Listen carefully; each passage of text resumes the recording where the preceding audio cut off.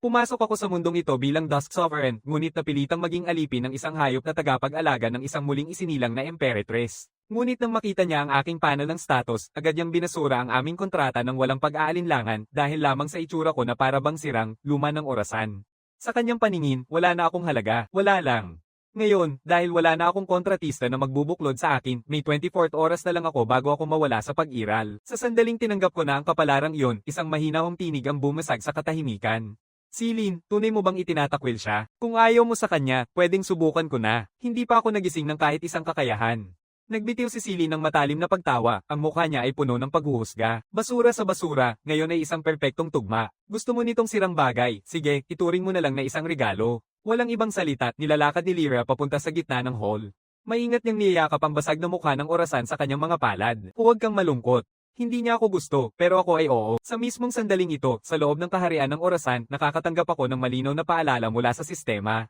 Nang ipaalam nito na naalis na ang krisis, sumabog mula sa loob ko ang nakatengang kapangyarihan ng Dusk Sovereign. Bumabaril diretso sa kisame ng Grand Hall at umaakyat hanggang sa langit, ang buong kalangitan ay nababalutan ng malalim na naglalagablab na kulay pula. Napaatraso si Lyra sa nakakatakot na init at enerhiyang sumabog mula sa mukha ng orasan, at kusang loob na pinakawalan ito. Ngunit hindi bumabagsak ang sinaunang mukha ng orasan, nakalutang ito sa kalagitnaan ng hangin habang ang luma nitong kahoy na balot ay agad na nagbabago at muling nabubuo. Pagkatapos, isang tinig, malaki, nakamandato at ganap ay umalingaw-ngaw sa kaluluwa ng bawat naroroon na buhay. Magdiwang kayo. Ipinanganak ang nagmamay-ari ng panahon sa mundong ito, ang tagapamahala ng lahat ng panahon. Lahat sa hall ay nanatiling nakapako, labis na nabagabag ng kosmikong pangyayari at ng nakakapagpabagabag na pahayag. Tingnan mo, yung sirang orasan. Kumikilos na ang anyong tao, isang tagapagligtas na nakasuot ng madilim na ginto na armor ay nakatayo ng matatag sa gitna ng hall, walang ginagawa kundi nakatayo lang.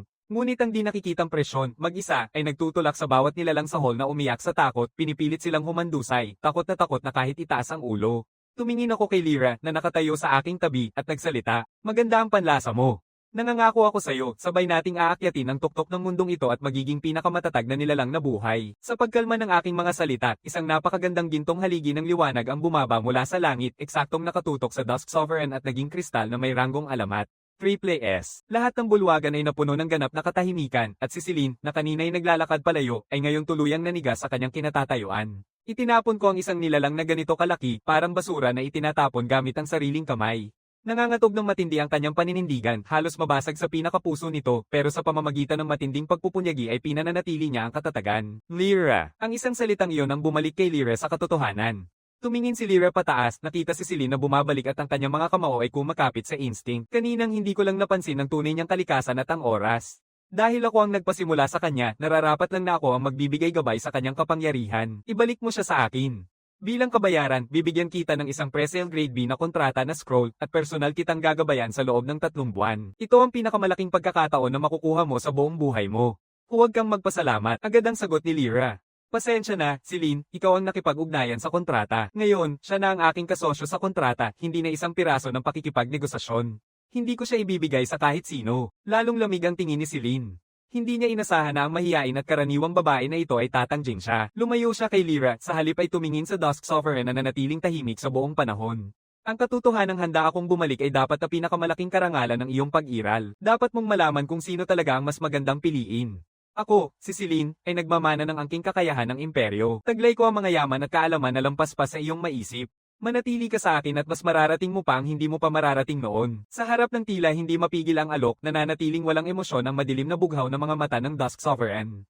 Isang tahimik na tawa ang bumitiw sa kanya. Pagkatapos, iniaabot ng Dusk Sovereign ang kanyang kamay kay Lyra. Tinitingnan ni Lyra ang nakabukas na kamay at tuluyang nawawala ang huling bakas ng pagkabalisa sa kanyang puso. Inilalagay niya ang kamay niya sa kamay niya nang walang pag-aatubili. Sige na, muling bumalat ang madilim na pulang enerhiyang pangpanahon, niyayakap silang dalawa nito. Pinapanood ni Silin na unti-unting naglalaho ang kanilang mga anino, lalo na ang paraan ng pagtitig ng Dusk Sovereign na para bang hindi siya nakikita, at ang malamig at kalmadong maskara na pilit niyang isinusuot ay sa wakas ay nagkakaroon ng bitak. Kung wala ako, hindi ka aabante. Di nagtagal, kami ni Lyra ay nakarating sa isang tahimik na bahagi ng gubat na walang tao. Nakabaon pa rin sa shock si Lyra at nakasandal sa isang puno nang hindi iniisip. Sa sandaling iyon, ang madilim na pulang baluti na nakatayo sa kanyang tabi ay naglaho at naging napakaraming madilim na gintong mga partikula ng liwanag, nagsasama-sama sa figure sa gitna nito. Habang nawawala ang liwanag, hindi na ang tagapagbantay ng oras at espasyo ang nakatayo roon kundi isang batang lalaki na may matalim na mga tampok at puting buhok. Ito si Ethan Vale na bumalik sa kanyang anyong tao. Tinitigan ni Lyra ang pagbabago at muli na namang nagkagulo ang kanyang isipan. Mula sa kabiguan sa paggising hanggang sa lahat ng nangyari mula noon, pakiramdam nito ay sobrang hindi makatotohanan. Tinitingnan ko ang kanyang ekspresyon at di maiwasang maaliw ng bahagya. Nandito na tayo ulit, Lyra. Malambing at madali ang tono ko, kabaligtaran ng matinding pahayag kanina. Biglang napalingon si Lyra na mula ang mukha at hindi alam kung saan ilalagay ang mga kamay niya. Ngumiti ako at nagbago ang tono ko sa isang mas seryosong paraan. Mula sa sandaling ito, magka-partner tayo na nakatali sa isang sumpa ng kaluluwa. Mula ngayon, tayo ay iisa, isang nagkakaisang puwersa. Nararamdaman ni Lyra ang matibay, mainit na koneksyon na dumadaloy sa kanyang kaluluwa at isang alon ng katiwasayan at pakikiisa ang sumasakop sa kanya. Tumatango siya ng matatag. Oo, umaasa ako sa'yo. Binibistita ko siya ng mabilis pagkatapos ay tumaas ang isang kilay ko. Maliit na Lyra, kailangan sabihin, hindi ganoon kagaling ang talento mo sa paglinang. Medyo namula ang mukha ni Lyra at tahimik siyang bumubulong. Oo, hindi naman ito ang pinakamaganda. Nakikita siya ng ganoon, tumitigil na ako sa pang-aasar at pinupuno ang tono ko ng buong tiwala. Pero wala nang kwenta lahat ng iyon ngayon. Mula ngayon, hindi mo na kailangang gumawa ng kahit ano. Hindi mo na kailangang gumawa ng kahit ano. Kaya paano ako magiging mas malakas na patitig si Lyra ng may pagkalito? Tahimik akong ngumingiti. Mula ngayon, ako na ang bahala sa lahat ng nangangailangan ng oras at pagsisikap. Lahat ng ito ay direktang bumabalik sa iyo sa pamamagitan ng ating kasunduan sa kaluluwa. Nakikita ko pa rin ang nakapikit na itsura niya at naisip ko na maaaring medyo masyadong malayo ang konseptong ito para sa kanya. Kaya sinabi ko na ito ng diretso. Hayaan mong ipaliwanag ko ng simple. Ngayon na nakuha mo na ako sa iyong panig, Lyra, hindi ka na matitinag.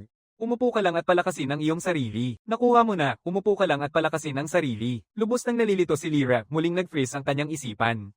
Tuluyang winuwasak nito ang lahat ng kanyang pinaniniwalaan sa loob ng higit isang dekada. Hindi ba dapat kasabay ng kanilang mga nilalang ang paglaki ng mga tagapag-alaga ng hayop sa pamamagitan ng sipag at pagtutulungan? Paano siya napadpad na lamang na nadadala ng sa kanya? Tinitingnan ko ang kanyang gulat na mukha at ngumiti ng kontento.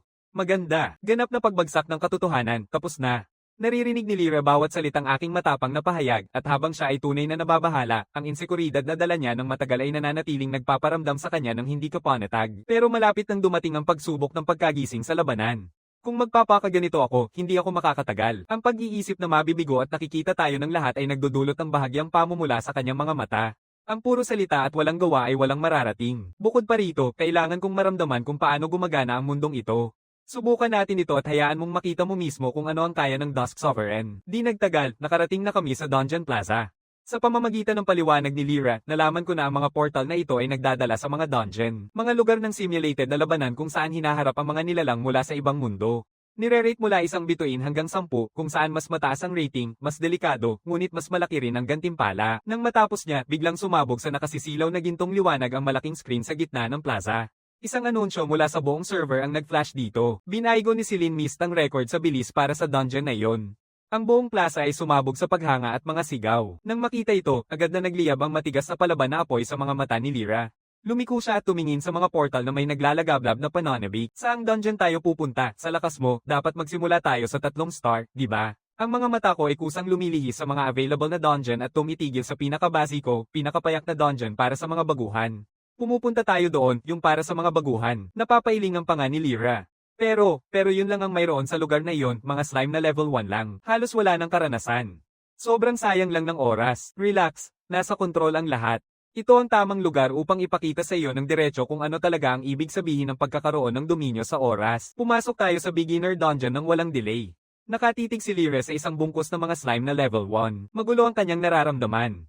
Kaya, ano ang gagawin natin ngayon? Hinahayaan ko ang aking isipan na bahagyang magbago.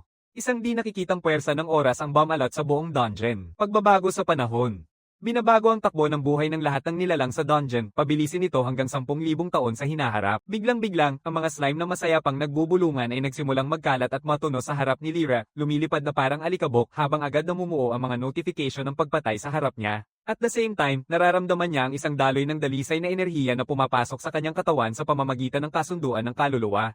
Kitang-kita ang pag-akyat ng lakas sa isang malinaw na hakbang. Ay! Level up na agad, halos hindi makapaniwala si Lyra. Tumingin siya sa paligid sa ngayon ay walang laman na dungeon. Saan napunta ang mga halimaw? Bago ang panahon, pantay-pantay ang lahat ng bagay. Sila ay ipinadala lamang sa hinaharap, muling binubuhay ko ang aking kakayahan. Pagsusulat ng panahon, pinapabilis ang mekanismo ng muling paglitaw ng mga halimaw sa dungeon ng 1,000 beses. Ang sahig na kanina ay walang laman ay biglang sumabog ng mga bagong slime sa isang iglap bago muling magdusa sa alikabok sa ilalim ng bilis ng panahon. Isang pagbaha ng mga abiso ng karanasan ang nagsimula ng bomb sa screen sa tabi ni Lyra. Ang kanyang antas ay mabilis na tumataas sa nakakatakot na bilis, biglang umabot sa level 20 sa isang kisap mata. Nakapako si Lyra, nakabingi ang utak, kahit ang isang koponang may matibay na talento ay kailangang magpuyat ng araw sa mga dungeon na 3 o 4 na bituin. Para lang maabot ang ganito, ngunit pagkatapos ay sumiklab ang kasiyahan at sabik na binuksan ni Lyra ang kanyang panel ng estado. Kontratiste, Lyra Bell, level 20. Buksan ang mga kasanayan, spirit barrier, pangunahing gamit sa pagpapagaling. Lumilingon siya sa Dusk Sovereign. Ano ba ang nangyayari ngayon? Ibinabahagi natin ang ating karanasan. Kapag umakyat ako ng level, sasabay ka rin sa akin, automatiko. Hindi mapigilan ni Lyra, agad niyang binuksan ang panel ng Dusk Sovereign. Ethan Vale, antas 20, buksan ng kasanayan, walang hanggang kalayaan. Tapusin ang kanyang 20 gabi, pansamantalang basag. Tinitingnan ko siya na may pag-aalinlangan, nakangiti at mahinahon na ipinaliwanag. Pinabilis ko lang ang kanilang habang buhay sa katumbas ng 10,000 taon at nauna nang nakuha ang bahagi ng karanasan na kanilang makukuha sa loob ng 10,000 taon na iyon. At sa pamamagitan ng pagpapabilis ng oras sa sistema ng respawn ng dungeon, agad na napupuno ang mga bagong materyales. Napapalingon si Lyra, binabago ang takbo ng buhay ng mga nilalang. Kinukuha ang 10,000 taon, karanasan ng pauna. Pinalalakas ang ikot ng respawn. Ang galing naman. Talagang ang ikaw ang hari ng panahon. Ituloy natin. Nahanap ko na ang lahat ng daan dito sa taas. Magandang ideya, pero bumababa na ang bisa nito. Mas mataas ang antas, mas maraming karanasan ang kailangan. Hindi na sapat ang 10,000 taon ng mga slime na ito. Mag-move na tayo. Diretso tayo sa isang dungeon na 5 star. Pero nang subukan ni Lyra na lumabas, huminto siya ng biglaan. Anong problema? Nagkukunwaring hindi komportable si Lyra habang itinuturo ang gilid. Well, may patakaran ng beginner dungeon. Kailangan mong manatili ng hindi bababa sa 10 minuto pagkatapos pumasok. 3 pa lang, napatingin ako sa kanya ng sandaling walang masabi. Pagkatapos ay kumilos ang aking isipan. Pagsusulat muli ng panahon, bilasin mo. Bahagyang nag-iiba ang anyo ng paligid natin. At 2 o 3 segundo, pinipindot ko ang aking mga daliri. Tapos na ang oras. Muling sinubukan ni Lyra ang labasan. At ngayon, maayos na gumagana ang ilaw ng teleportasyon na nagtutulak sa kanilang dalawa palabas ng dungeon. Tumingin si Lyra kay Ethan na nakatayo sa kanyang tabi na napakakalma at isang naiisip lang ang pumasok sa kanyang isipan. Sino talaga sa amin ang kontratang nilalang dito bilang isang tagapag-alaga ng mga hayop? Nagsisimula na siyang maramdaman na para lang siyang sumasakay sa biyahe. Sa totoo lang, hindi naman masama ang may hagis tulad nito. Di nagtagal, narating namin ang opisina ng pagrerehistro sa dungeon. Nakita agad sila ng staff na naka-duty. Muling nakabalik, ibigay mo ang mga ID mo. Kailangan kong i-record ang mga antas mo. Kumusta? Huwag magmadali sa pag-log. Gusto naming pumasok muna sa isa pang dungeon. Anong dungeon ang nasa isip mo? Isang 5 star. Ano, halos mapatalon sa upuan ng kawani. Alam mo ba kung ano ang ibig sabihin ng isang 5 star na dungeon? Hindi ito katulad ng beginner zone. Kung mamatay ka sa isang 5 star, hindi ka na babalik. At saka magsisimula ang mahaba at nakakapagod na lektura. Salamat sa paalala, pero desidido na ako. Pupunta tayo sa 5 star na dungeon. Pakiayos na lang ang mga papeles namin. Dahil wala nang magagawa para mapakiusapan sila, wala nang choice ang kawani kundi pirmahan ni Lyra ang waiver ng kamatayan. Sige. Sa waiver na ito, walang pananagutan ng opisina ng pamamahala ng dungeon sa anumang mangyayari sa iyo. Matapos pirma ng waiver, maayos kaming na-teleport sa 5 star na dungeon, ang Bone Waste. Sa pagdating namin, isang nakakatakot na sigaw ang umalingaw-ngaw mula sa malayo. Biglaan sumugod ang isang grupo ng mga Bonehound na level 25 na umaatungal ng marahas, napapailing si Lyra at automatikong kumilos upang i-activate ang kanyang espiritual na harang. Ngunit mas mabilis si Ethan. Madali niyang itinaas ang isang kamay at binaba ang pulso niya nang walang kahirap-hirap. Huminto ang mga Bonehound sa gitna ng pag-atake, para bang may naka-pause button. Isang kisap mata lang, naging abo at marupok ang kanilang matitibay na buto, at sa isang pagbagsak, bumagsak sila bilang isang bante ng tuyong buto. Napatunayan ng pagkamatay, Bonehound na level 25. 250 puntos ng karanasan ang nakuha. Bumaba ang panga ni Lyra sa lupa, 5 antas ang agwat at isa pa ring suntok lang ang kailangan para mapatay. Hindi mapigilan niya ang sarili na muling tingnan ng shared status panel at nakikita niyang mas mataas ng ilang beses ang mga stats ni Ethan kumpara sa anumang ordinaryong nilalang na may parehong antas habang nagmumumura siya sa sarili. Nagkakanda-brow ko at nagsasalita na. Masyadong mabagal pa rin. Mas maliit na isda, halos walang halaga ang pagsisikap. Diretso na tayo sa boss ng dungeon. Samantala, ang pag-akyat ni Lyra mula sa antas 1 hanggang 20 sa panimulang dungeon ay nakakuha na ng pansin ng ilang napakahalagang tao. Sa kwarto ng pagmamanman ng dungeon, nakatingin ng matindi ang parehong kawani na nagproseso ng rehistrasyon ni Lyra sa isang espesyal na screen na nagpapakita ng isang pinasimpleng real-time na mapa ng dungeon. Ang marker na may label na G0 ay nagpapakita ng malinaw na na-update na antas, 25. Sa isang kisap mata, nawawala ang bawat marker ng halimaw sa paligid ng G0 sa sandaling makipag-ugnayan ito, at ang tuldok ay mabilis na papunta sa zone ng boss. Sa loob muli ng 5-star na dungeon, habang kami ni Lyra ay lumalalim, patuloy na lumalakas ang mga kalaban na aming nakakaharap, ngunit kahit ano pa man ang humadlang sa amin, lahat sila ay bumabagsak na parang papel sa aking kapangyarihang pang-temporal. Pagpapabilis ng oras, 500 taon na tinanggal mula sa isang mandirigmang buto, at ito ay nagkakalat sa alikabok sa mismong lugar. Pagpapabalik ng panahon, ang isang multo ay naibabalik sa estado nitong sanggol, ang bahagyang nabuo nitong multo ay natutunaw bago pa man ito makabuo ng hugis, lokal na temporal na pagtigil, isang buong hukbo ng mga lumilipad na gargoyle ang napipigilan sa ere, at ginagamit ni Lyra ang mga ito bilang target, pinaputol isa-isa. Patuloy na tumaas ang antas ni Lyra, lampas sa 25 nang walang kahirap-hirap, tapos biglang ngumiti si Lyra. Sa tingin ko may sumusunod sa atin. Sa pamamagitan ng pakete ng kaluluwa, nakararamdam ako ng mahina at mailap na sensasyon na may nakatingin sa akin mula sa likod. Hindi ako apektado. Makakatulong ba sa atin ang pumatay sa kanila para makakuha ng karanasan? Halos maputol ang hininga ni Lyra. Ang pag-atake sa ibang manlalaro sa loob ng dungeon ay isang seryosong krimen, huhuliin at parurusahan ka ng mga awtoridad. Sige, kalimutan na lang, mas importante ang boss, magmadali tayo bago pa makarating ang iba. Nagbago ang aking isipan, at isang di nakikitang puwersa ng enerhiya ang pumapalibot sa aming dalawa. Sa loob ng ilang saglit, nakalusot na kami ni Lyra sa huling zone, at bumukas ang espasyo sa harap namin. Sa gitna ng plano, isang upuan na gawa sa buto ang nakatayo, naglalabas ng nakakahingal na presyon. Sa ibabaw nito, isang dambuhalang silweta ang kumikislap at nawawala sa paningin. Ito ang Dungeon's Lord, isang grade A bloodline boss na level 50, ang Bone Sovereign, ngunit ang paligid ay hindi tahimik. Maraming koponan na ang nagtipon na sa paligid ng trono, ang aura na nagmumula sa bawat isa ay nagsisimula sa antas 30 pataas. Ang pangunahing koponan ay binubuo ng mga level 35 pataas, pinamumunuan ng isang lalaking nagngangalang Rex Valor, isa sa mga pinakamahusay na mag-aaral sa kanyang 3 taon sa Radiant Academy. Ang kanyang sariling aura ay nasa level 38, ang nag-iisang pinakamalakas na presensya sa larangan.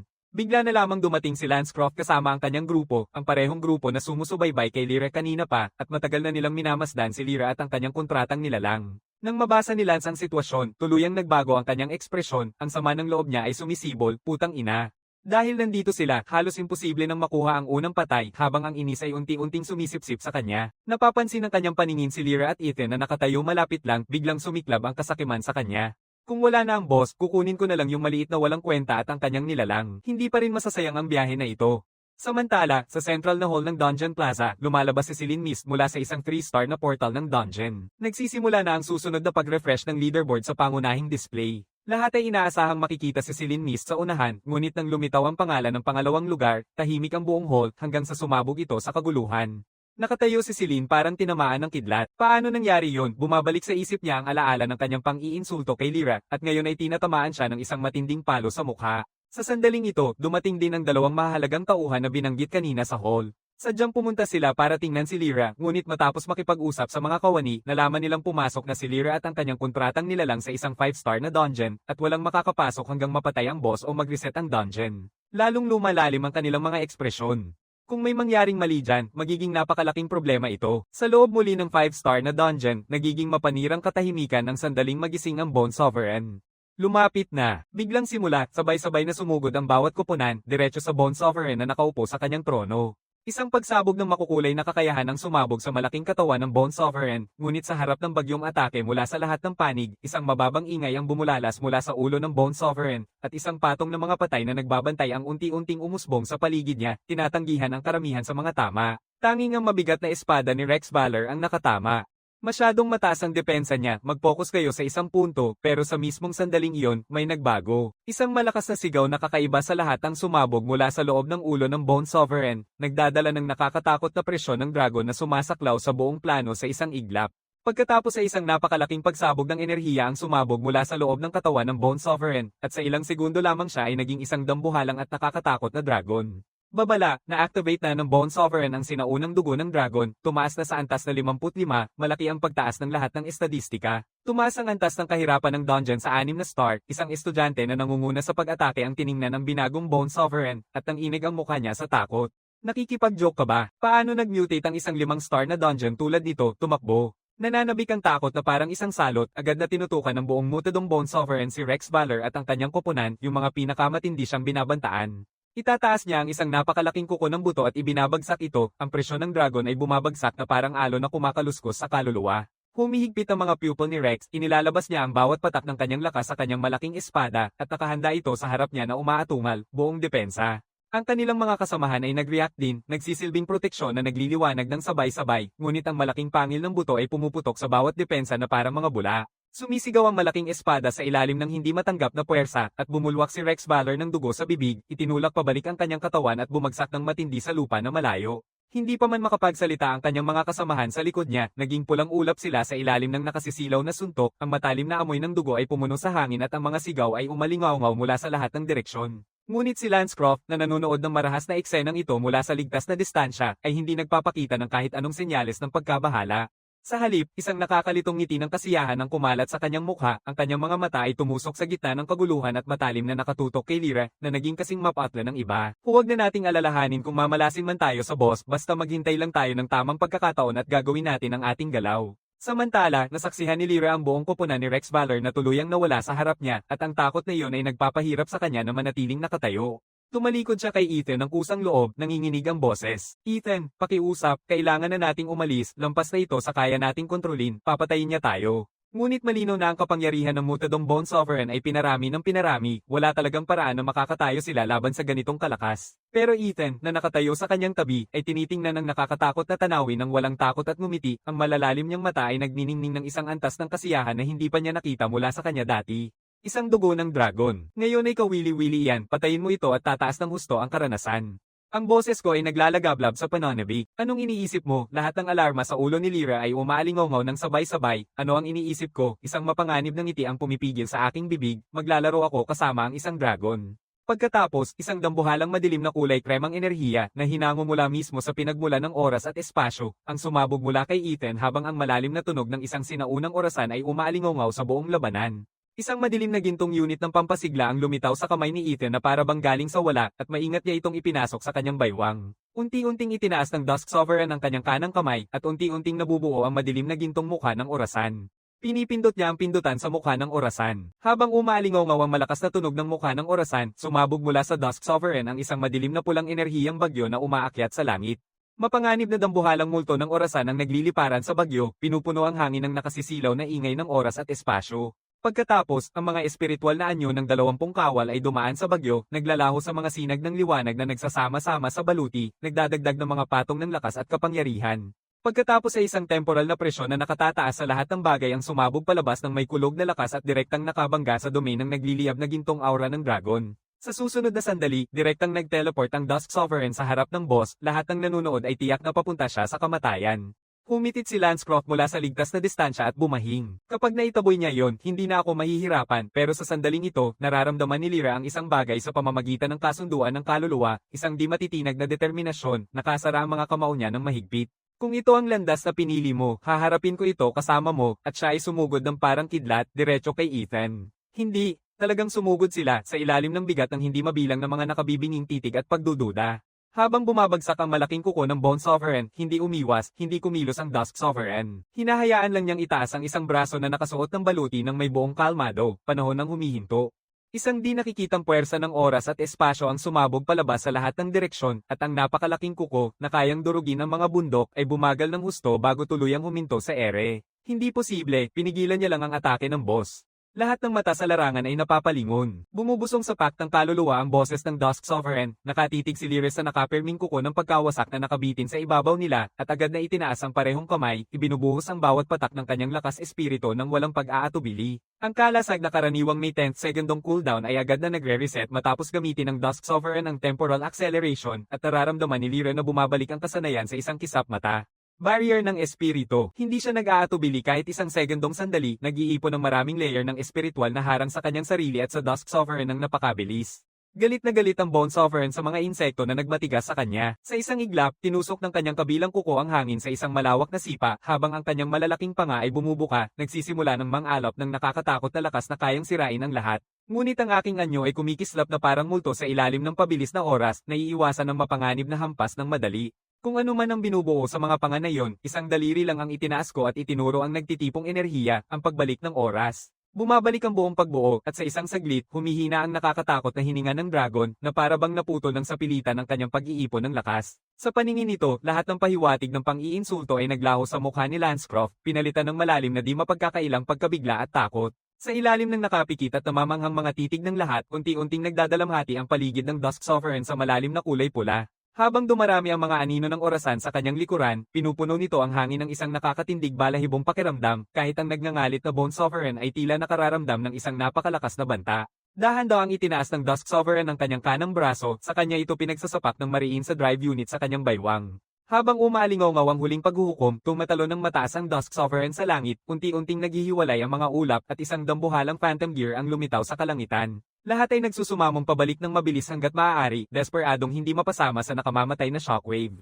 Tumingin si Lyra pataas sa langit, ang mga mata ay puno ng ganap na paghanga. Binubuksan niya ang panel ng estado ni Ethan at nakikita na bawat estadistika ay pinarami ng 10 habang siya ay naglalabas ng kanyang huling lakas. Sa sandaling ito, nararamdaman ng Bone Sovereign na ito na ang katapusan na, kaya't siya ay sumigaw ng galit na galit, walang itinatago. Lahat ng Draconic na kaliskis ay sabay-sabay na nagniningning habang sumisiklab ang kanyang puso at isang nakamamatay na hininga ng kamatayan ang sumugod kay Ethan una, pero pagkatapos ay may isang nakakagulat na pangyayari. Ang hangin ng kamatayan habang papalapit kay Ethan ay halatang bumabalik ang direksyon at ganap na bumabalik sa bibig ng Bone Sovereign. Sa ilalim ng hindi mabilang na mga takot na nakamasid, dahan-daang itinaas ng Dusk Sovereign ang kanyang kanang binti, nag-iipon ng madilim na crimson na enerhiya na bumabalot dito at bumubuo ng isang malaking paikat-ikot na buhawi. Sa loob ng gitna ng spiral, nabubuo ang mga espiritual na anyo ng 20 kawal at sa isang iglap, nagsanib silang lahat sa Dusk Sovereign. Sa susunod na sandali, isang puwersa na may dalang bigat ng ganap na katapusan ang umatake papunta sa Bone Sovereign. Isang madilim na pulang arko ang humahati sa kalangitan, tumusok ng diretso sa katawan ng Bone Sovereign ng may perpektong katumpakan, at sa ilalim ng nakakaubos na puwersa ng huling pagpapalaya, ang buong anyo ng Bone Sovereign ay naglaho sa napakaraming partikulo at naglaho sa hangin. Ang dambuhalang phantom gear sa langit ay unti-unting nawawala at ang buong plano ay napapailalim sa katahimikan. Pinalalakas ang oras, inilalapat sa natitirang mga timeline ng pagkakaroon ng halimaw sa loob ng dungeon. Agad nagsisimula ang mga tunog ng pag-angat ng antas, nag-uunahan hanggang sa tuluyang umabot sa 40 kung saan dati nakatayo ang Bone Sovereign, unti-unting lumilitaw ang ilang sinaunang gamit. Nakuha ang 10,000 taong core ng Dragon Lord. Nakuha ang Chrono Dragon Mirror. Nakuha ang Weathered Dragon Bone Greaves. Sa parehong oras, isang daloy ng purong sinaunang madilim na ginto na dragon na esensya ang dumadaloy ng kusa diretso sa katawan ni Ethan, sinisipsip ang esensya ng dugo ng dragon na tumagal ng 10,000 taon. Nagsasama ang dugo ng Dusk Sovereign, ang kabuuang law ay tumaas na sa 18%. Nabuksan ng bagong kakayahan, hininga ng dragon ng Chrono. Lahat ng estadistika ay permanenteng tumaas ng 30%, hindi masama. Karapat-dapat sa isang 5-star na boss ng dungeon. Naitapos ang ganitong kalaking bilang ng mga antas ng sabay-sabay. Sa sandaling ito, ang mga mata ng lahat sa paligid ay nagliliyab sa matinding gutom, nakatitig sa mga yaman na ngayon nakalapag sa lupa. Ang mga apoy ng kasakiman ay kumikislap sa hindi mabilang na mga tingin. Ngunit sa sandaling tumingin sila kay Ethan na nakatayo sa malapit, lahat ng apoy na iyon ay namamatay. Sandali, at narito si Lancecroft, ang lalaking halos matakot na sa sarili niya ilang sandali lang ang nakalipas, na naglalakad ng buong kumpiyansa. Lyra, hindi mo pwedeng ituring na solo kill ito. Matindi kaming nakipaglaban sa bagay na ito bago ka pa dumating at nagbayad kami ng totoong presyo para dito. Dapat nanganghatiin ang mga gantimpala na ito sa parehong panig. Kukunin lang namin ang sa amin. Matuwid lang naman, hindi ba? Inaasam niya na gamitin ang pag-iwas ni Lyra sa alitan, sinusubukan siyang hulihin gamit ang salita ng katwiran at patas na usapan. Ngunit bago makapagsalita si Lyra, isang malamig na boses ang humahadlang sa hangin. Sinabi ko bang maaari mong hawakan ang kahit ano? Ang isang babala na puno ng mapanirang intensyon ay nagpapadala ng lamig sa bawat kasapi ng grupo ni Lance. Ngunit dahil napakalapit na mga yaman na halos maabot na nila, ang kasakiman ang nananaig sa takot. Huwag mong subukang takutin kami. Pinaghirapan namin ito. Tama lang na kunin natin ang bahagi natin. Hindi ka naman talaga gagawa ng hakbang ng hayagan tulad nito, di ba? Sev, kunin mo yung kristal na yon. Naririnig ni Sev ang utos, at kahit may bahagyang pag-aatubili sa kanyang mukha, nangingibabaw ang kasakiman. Naglalaho siya sa galaw, tinatangkang tumalbog papunta sa kumikislap na salamin ng Chrono Dragon, walang pag-asa. Halos hindi pa nakakalabas ang salita niya, itinaas na ng Dusk Sovereign ang kanyang kanang kamay, nakasara ang mga daliri sa isang matibay na kamao na nakatutok sa direksyon ng pag-atake ni Sev. Isang mabigat at malambing na tunog ang kumakalat at ang assassin na level 35 ay napigilan sa gitna ng pag-atake, ang kanyang katawan ay nizip na parang hawak ng isang di nakikitang puwersa. Sa susunod na sandali, ang kanyang katawan ay bumagsak at tuluyang naglaho. Isa na namang isang putok lang at patay na. Anong klaseng halimaw siya? Ngunit si Lancecroft na tumatanggap sa eksena ay walang bahid ng takot. Sa halip, isang anyo ng walang katuturang galit ang kumalat sa kanyang mukha. Hinawakan niya ang daliri niya sa Dusk Sovereign at kay Lyra. Nakita iyon ng lahat. Kakatapos lang niyang pumatay ng isang tao sa loob ng isang dungeon, isang kapwa-estudyante mula sa parehong akademya. Nandito na ang ebidensya. Lyra, tapos na kayo. Sumiksik siya upang harapin ang ibang estudyante na naghahanap ng suporta. Tama na ang ingay. Dalawang malamig na salita ang pumatay sa palabas ni Lance. Ang madilim na pulang mga mata ng Dusk Sovereign ay dumaan sa grupo ni Lance ng walang emosyon. Pagkabulok ng panahon. Habang umaalingaw-ngaw ang hatol na iyon, ang mga mukha ng bawat kasapi ng koponan ni Lance ay nanigas sa lugar at saka nagsimulang matuyo at mangulubot ang kanilang balat sa nakakatakot na bilis na nagkakrak sa bawat piraso. Sa isang hininga lang, 3 tuyong bangkay na lang ang natira sa kanilang kinatatayuan. Dumaan ang isang banayad na hangin at nagkalat sila bilang maputlang kulay abo na abo at nawala. Ngayon lang bumalik sa kanilang katinoan ng mga estudyanteng nakapaligid. Talagang nasa alanganin na ngayon ang kanyang kontratista. May mga bulong na sumibol mula sa bawat sulok. Nararamdaman ni Lyra ang lahat ng komplikadong tingin at bulong na nakapipilit at medyo pumuti ang kanyang mukha. Napapansin ko ang kanyang kaba at dahan-dahan akong umusad. Huwag magpanik at huwag mong akuin ang anumang ito. Ang halaga at potensyal na ipinakita natin ay magpapainteres sa mga awtoridad sa atin. Tandaan, kapag ikaw ay sapat na malakas, hindi ka na sumusunod sa mga patakaran. Ikaw ang mga patakaran. Ang mga salitang ito ay agad na sumaire sa bawat bakas ng takot at pagkabalisa sa loob ni Lyra. Pinipindot niya ang sarili niyang panel ng status ng instinct at sa sandaling makita niya ang kanyang antas at mga bagong bukas na kasanayan, bumalik ang kumpiyansa sa kanya. Tama ka. Sa sandaling ito, ilang matalim na ingay ng sonic boom ang bumusina sa hangin at isang aura ng matibay na awtoridad at nakamamatay na hangarin ang agad na bomb alert sa buong lugar. Isang enforcement squad na binubuo ng 4 na tao, lahat ay nasa level 45 pataas, ay biglang lumitaw ng eksakto sa gitna ng larangan. Ang enforcement captain sa harap ay may matalim na tingin, nakatutok ng matindi sa dalawang pinakakapansin-pansing tao sa larangan. Agad siyang sumigaw, sino man ang gumawa ng mga patay kanina, lumapit agad. Isa sa mga kasamahan niya ang mabilis na umakyat at mahina ang bulong na ulat. Kapitan, nawalan na ng signal ang monitoring ng buhay ni Rex Valor. Sa mga salitang iyon, ang mga mata ni Kapitan ng pagsasagawa Garrett Hale ay kumikislap ng sandaling tunay na kalungkutan. Si Rex Valor ay isa sa mga pinakabinabantayan na talento ng Radiant Academy. Kailangan may managot sa kanyang kamatayan. Pagkatapos ay tumitig siya ng matindi kina Ethan at Lyra. Para sa grupo ni Lance Croft, kahit na nagkamali sila, hindi mo karapatang pumatay sa kanila. Ibigay mo ngayon ang lahat ng nakuha mo mula sa boss at samahan mo ako sa tribunal hall para sa pagtatanong o huwag mong sabihin na hindi kita pinaghanda. Walang pagtatago sa kanyang inggit sa boses. Sa puntong ito, hindi na makapagpigil ang isa sa mga estudyante. Kapitan Hale, makakapagsaksi ako. Pinatay si Rex Valor ng mutated Bone Sovereign. Wala silang kinalaman dito. Hindi man lang pinapansin ni Garrett Hale ito. Tuloy lang siya sa pagputol sa estudyante, tapos bumaling siya at inutusan silang dalawa na ibigay ang kanilang mga gamit at sumunod ng tahimik. Sa sandaling lumabas ang mga salita sa kanyang bibig, isang nakakamanghang aura ang sumabog mula sa kanya. Antas 58. Tatlong kasamahan niya nang sabay-sabay nilang inilalabas ang kanilang lakas, bumubuo ng isang forma ng depensa na may napakalakas na presyon, muling sumisilip sa kanilang dalawa. Ngunit sa harap ng ganitong nakakapagod na presyon, hindi kumilos ang Dusk Sovereign. Nagliliyab ang mata ni Garrett Hale sa malamig na galit sa kanyang harapan. Matigas hanggang dulo, pabagsakin siya. Sa isang iglap, siya mismo ang nanguna sa atake, naging isang linya ng liwanag ang buong katawan niya, isang pulang apoy na sibat ang nabuo sa kanyang kamay, diretso sa dibdib ni Ethan ng walang alinlangan. Mag-iingat ka, sigaw ni Lyra. Dahil sa likas na instinct, nagde-deploy siya ng isang kalasag, ngunit laban sa mabagsik na suntok na ito, simpleng itinaas ni Ethan ang kanyang kanang kamay ng may kalmadong-kalmado at pinukol ito sa drive unit sa kanyang baywang. Pagkabali ng panahon, ang malakas na tunog ay umaalingaw sa buong larangan ng digmaan. Sa sumunod na segundo, habang nasa gitna ang Dusk Sovereign, ang daloy ng oras sa buong plano ay nagbago ng mariin. Biglang lumitaw ang napakabilis na kilos ni Garrett Hale na para sa lahat na parang dumadaan sa makapal na tubig at ang mga kasamahan niya sa likod niya na nasa gitna ng pormasayon, mas mabagal pa kaysa yun. Anong nangyayari? Naiintindihan ni Garrett sa takot na maayos ang takbo ng kanyang isipan, ngunit hindi makasabay ang kanyang katawan. Maingat na nilalakad ng Dusk Sovereign si Garrett Hale, nakatitig sa kanyang nakakatakot na nakasimangot na ekspresyon ng walang emosyon. Dominion ng Sovereign. 20 kababalaghan na kabalyero ang nagpakita sa likod ng Dusk Sovereign, naglalabas ng nakakahingal na presyon. Pagkatapos ay bahagyang kumaway ang Dusk Sovereign at sumabog ang multo ng unang kabalyero, tinutulak ang isang kamao diretso sa dibdib ni Garrett Hale na may nakakasulasok na tunog. Hinahagok ni Garrett ang isang bungkus ng dugo, ngunit kahit ang pagtalikod niya ay nagaganap sa napakasakit na mabagal na galaw. Pagkatapos ay bawat isa sa 20 kabalyero ay magpapakita ng kanilang gampanin, at hindi magawa ni Garrett na gawin kundi panoorin, hindi makapigil sa isang suntok man lang. Garrett ay nagsusumigaw sa pamamagitan ng nakangising ngipin, ang kanyang mga mata ay nagliliyab ng pagtutol, ngunit ang Dusk Sovereign ay nananatiling ganap na hindi kumikibo hanggang sa ang huling kabalyero ay maglabas ng kanyang pangwakas na suntok na nagdudulot ng isang mapaminsalang pagsabog na nagwawakas sa lahat. Sa sandaling umangat ang sakop ng Sovereign, ang katawan ni Gareth Hale ay winawasak ng naipong enerhiya na naging isang pulang ulap na pumuno sa hangin, unti-unting nawawala. Sa tahimik at humihingal na katahimikan, ilang napakalakas na aura ang bumaba ng walang paunang babala.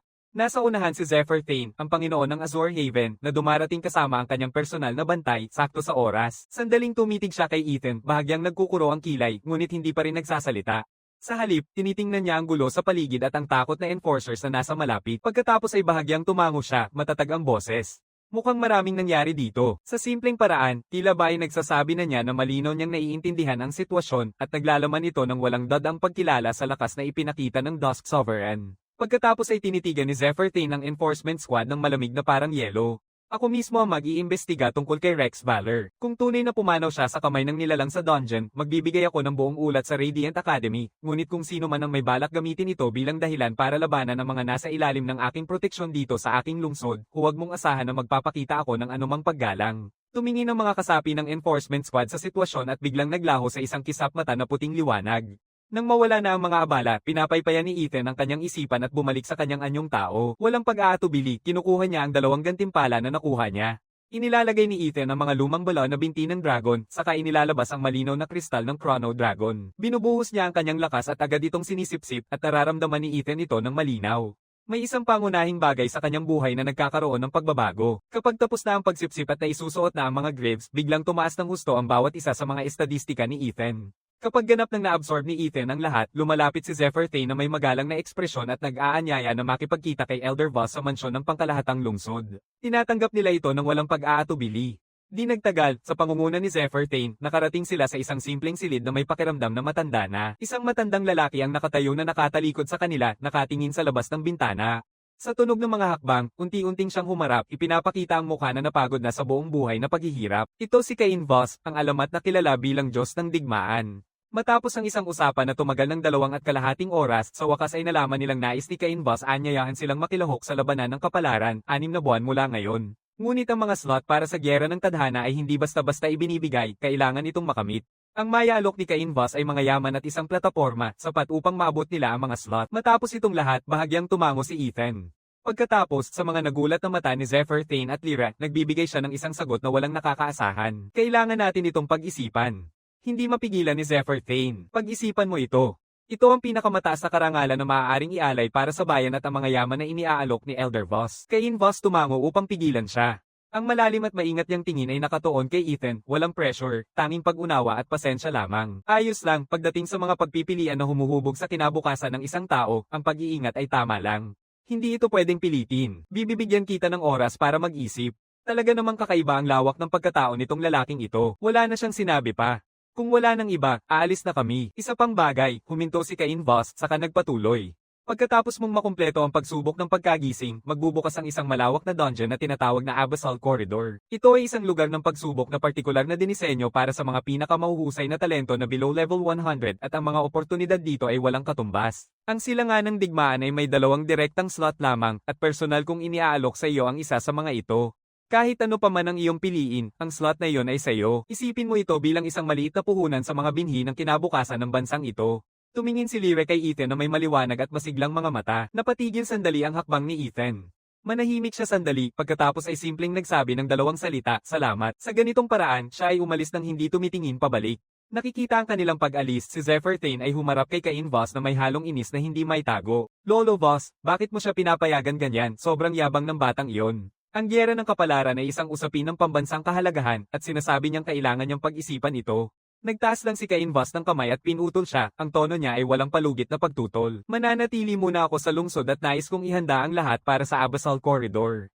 Agad na tumango si Zephyr Thane. Naiintindihan, Elder Voss. Naiintindihan niya. Nais ni Elder Voss na personal na pangasiwaan ng mga bagay, bantayan ang daan para sa 2 batang iyon, at kasabay nito, isang tahimik na gawa ng paghihintay at pagmamasid. Mas malaki ang bigat ng pag-aatubili ng Dusk Sovereign kaysa sa kanilang iniisip. Sa koridor, nagmamadaling habulin ni Lyra si Ethan at nagsasalita ng mahina, bahagyang nagrereklamo. Bakit hindi na lang natin sinabing oo, delikado man ang gyera ng tadhana, pero para sa bansa ito. Hindi naman bumabagal si Ethan. Inilalagay niya sa balikat natin ang bigat ng krisis at inaasahan ng isang bansa, ngunit hindi man lang siya makapagbigay sa atin ng malinaw na katayuan bilang kapalit. Hindi iyon isang pantay na pakikipagtulungan, ito ay isang mataas na panganib na pamumuhunan kung saan tayo ang nagdadala ng lahat ng panganib. Ang ipinapakitang halaga natin ay mas karapat-dapat sa mas matapat at matiyag ang pagtanggap mula sa kanya. Binubukang bahagya ang ulo niya. Tandaan mo, hanggang sa makamit natin ang ganap na kapangyarihan, bawat pangako ay pawang walang kwentang salita lamang. Sila ay naglalakad ng tahimik hanggang sa marating nila ang pasukan ng plaza ng dungeon at sa sandaling lumabas sila, isang figura ang humarang sa kanilang daan. Si Dorian Cross, ang nagtry na kunin si Lyra kanina pero umatras nang tumingin si Ethan sa kanyang direksyon. Ngayon ay nakatayo siya sa harap ni Ethan na may matigas na ngiti sa mukha, ang tono niya ay puno ng pagpuri. Dusk Sovereign, pakiusap, isang sandali lang po, ako si Dorian Cross. Maaari ba tayong mag-usap sandali? Gusto sana ng pamilya Cross, ngunit hindi na niya natapos. Hindi man lang naputol si Ethan sa kanyang lakad. Isang salitang malamig na parang yelo ang bumaba mula sa kanyang labi. Umalis, isang salitang lamig na para bang nagpapatigil sa kaluluwa, tinatamaan si Dorian sa dibdib. Isang likas at instinktibong takot ang pumapalibot sa kanyang lalamunan, kaya't hindi siya makapagsalita ng kahit isang tunog. Nakatayo siyang nakapako, walang magawa habang pinapanood silang dalawa na dumaan ng diretso sa harap niya nang walang kahit isang tingin, hanggang sa mawala ang kanilang mga anino saka bumaba ang bigat na parang nakahinga siya ng maluwag, at bumagsak ang mga paa ni Dorian sa lupa. Ang tanging natitira ay ang panginginig na ginhawa ng isang taong halos makaligtas sa isang nakakatakot na bagay. Ngunit nang tumingin siya pataas at makatagpo ang komplikadong tingin mula sa mga nakapaligid sa kanya, nilock ang kanyang mga kamao ng mahigpit. Siya, ang batang Panginoon ng pamilya Cross.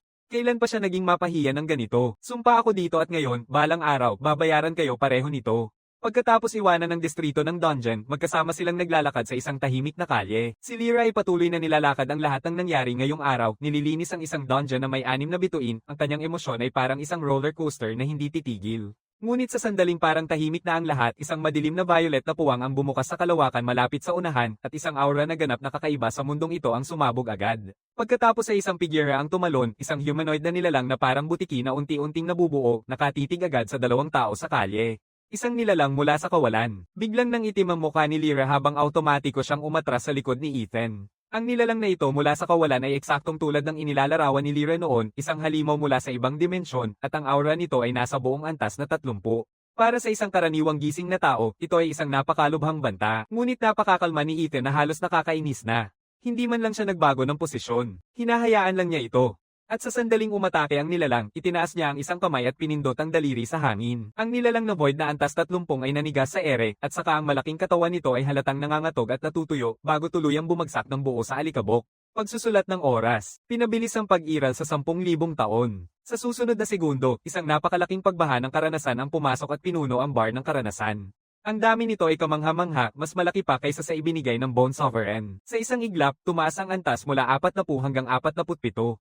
Kahit si Ethan ay hindi maiwasang makaramdam ng gulat. Bakit ganito ka-eksaheradong ang nakuha niyang karanasan? Tumingin siya pabalik kay Lyra na may bahid ng pagtataka. Ipinaliwanag ni Lyra. Ganyan talaga ang mga nilalang sa kawalan. Sa kanilang pinakapuso, sila ay purong konsentrasyon ng kaguluhan at mapanirang enerhiya. Ang karanasan na makukuha mo sa pagpatay sa kanila ay lagpas pa sa anumang makukuha mula sa mga likas na halimaw o nilalang sa dungeon. At maaari nilang dalhin ang mga bihirang materyales mula sa ibang dimensyon. Kaya, kahit na alam natin kung gaano sila kamapanganib, ang mga bansa at pangunahing grupo ay nag-oorganisa pa rin ng mga puwersa upang hulihin sila sa loob ng kontroladong limitasyon. Sa mga salitang ito, sumabog ang isang naglalagablab na liwanag sa mga mata ni Ethan. Ang mga nilalang na ito mula sa kawalan ay parang mga naglalakad na pakete ng karanasan. Kaya saan pa natin sila mahahanap kung sakaling basta na lang lalabas ang mga nilalang mula sa kawalan kahit saan sa loob ng isang lungsod, matagal na tayong patay. Sila ay lumalabas lamang sa mga nakatakdang lugar ng pagputok ng puwang sa espasyo o sa mga lugar na labis na kontaminado ng enerhiya mula sa ibang dimensyon. Ang mga syudad ay may malalakas na pader at mga puwersa ng proteksyon. Sa normal na kalagayan, hindi talaga posible. Biglang naputol ang mga salita at nagbago ang kanyang ekspresyon kasama nito. Agad itong nahuli ni Ethan. Kaya bakit isang level 30 na nilalang mula sa kawalan ang biglang lumitaw sa isang kalye sa loob ng lungsod at nasa harap pa nila, hindi ba? Isang paliwanag lang ito. May nag-iingat sa creature na ito dito, sa loob ng lungsod, at ngayon lang ito nakalabas.